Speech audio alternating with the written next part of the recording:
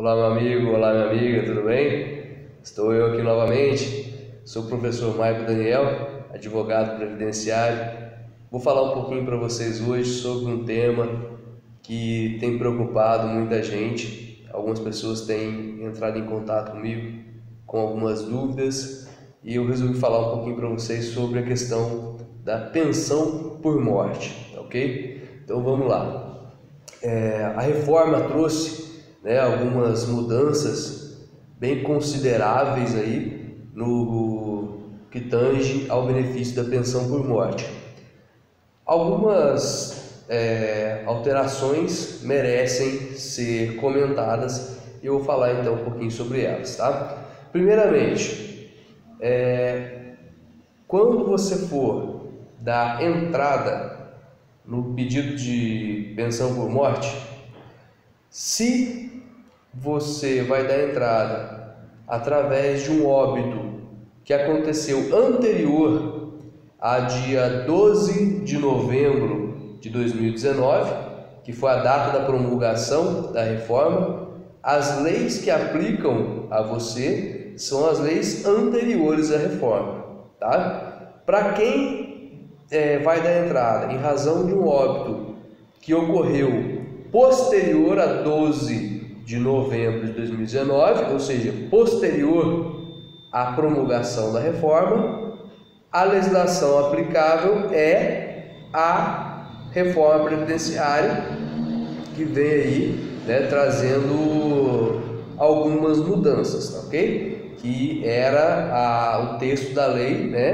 da PEC 6, que a gente agora traz a emenda constitucional tratando sobre esse assunto, tá? Então veja só, a emenda constitucional ela trouxe mudanças na nossa Constituição, ou seja, mudanças no ordenamento jurídico, ou seja, no sistema previdenciário no geral. Não é uma mudança só em alguns tópicos da lei, mudou tudo, tá? E essa mudança para o benefício da pensão por morte fica da seguinte forma: ao ingressar solicitando o benefício de pensão por morte, a maneira de provar é a mesma, tá? Que sempre foi. Você vai apresentar a documentação da pessoa falecida, atestado de óbito, carteira de trabalho, CNIS, tudo aquilo que comprova que ele era um segurado, porque só tem direito à pensão por morte quando a pessoa que faleceu era segurada no INSS. Se não era segurada do INSS, então não vai ter como pleitear ali a pensão por morte. Então ficou da seguinte forma: o salário ao qual ele receberia de pensão caso ele se aposentasse por invalidez, que não teria ali, vamos dizer assim, uma carência necessariamente exigida, o salário que ele receberia se ele aposentasse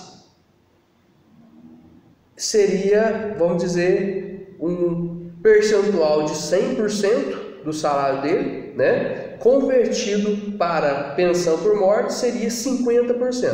Ou seja, se eu fosse receber R$1.000 de aposentadoria, a pensão por morte minha cai para 50%, R$500, certo? Seria essa a linha.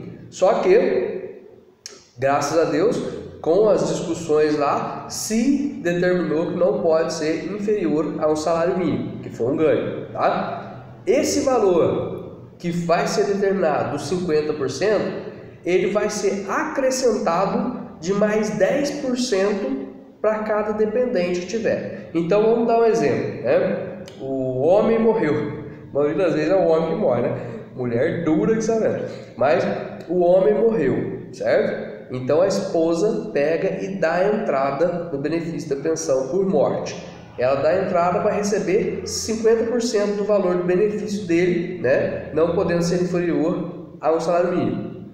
Quando ela dá a entrada para receber esse valor, ela apresenta que ela tem mais 3 dependentes, por exemplo, 3 filhos, Então ela vai receber 50% e mais 10% por filho. Se ela tem 3 filhos, ela vai receber então 80%, tá certo? Então, o valor da pensão que ela vai estar recebendo é de 80% neste caso, ok? Outros detalhes aí importantes, tá? Não será mais cumulativa as pensões. Então, aquela pessoa que se casou e o cônjuge, né, veio a falecer e ela recebe a pensão dele, de repente casou de novo, o outro cônjuge também faleceu e ela recebia a pensão desse outro. Casou 3 vezes e o marido faleceu e a pessoa recebe a pensão dos 3, né? No regime anterior, isso era possível, agora não será mais possível, ok? Não dá para acumular esse monte de pensão. Quem tem direito à pensão? Os cônjuges de primeiro grau ali, tá? A gente tem os cônjuges, tem os filhos e aqueles considerados como filho, que seria, por exemplo, os enteados, aquelas pessoas que vivem sob a dependência financeira da pessoa que faleceu, tá? Então, o filho tutelado, né, ele enquadra também na classe de primeiro grau de dependência. Posterior a eles, aí vem os pais, irmãos, né, que comprovem que eram dependentes daquela pessoa que faleceu, certo? Como que eu dou entrada no benefício?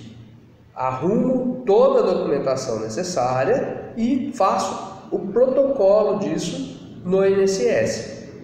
Quem tem habilidade com a informática não é tão difícil, tá? Você vai fazer tudo online, então não é muito bicho de cabeça não.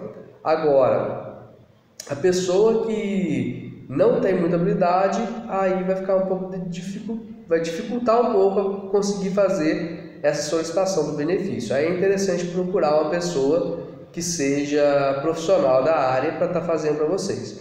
E o outro detalhe, né, se deve ou não procurar alguém, é no caso, por exemplo, né, de estar pleiteando, mas não ter muitos documentos, né, ou ter uma dificuldade de comprovar. Por exemplo, quem vive em união estável, né? Se eu sou casado, tá fácil. Eu tenho uma certidão de casamento que mostra que eu sou casado com a pessoa. Mas e se eu não sou casado? Eu só moro junto com a pessoa há mais de 2 anos ali, né, que eu estou convivendo com a pessoa.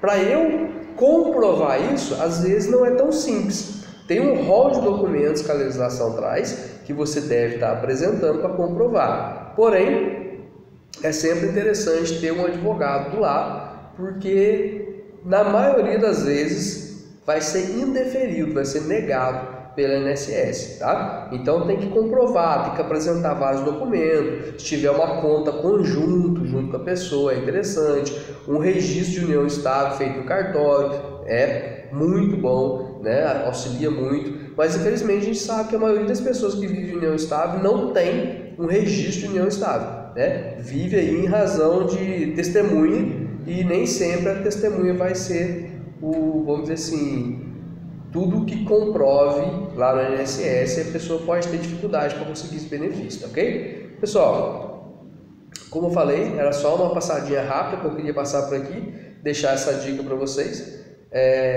Na descrição do canal aí tem meus contatos para vocês mandarem perguntas que eu possa estar gravando vídeos, né? Como essa, por exemplo, foi um questionamento, uma pessoa que me pediu. Então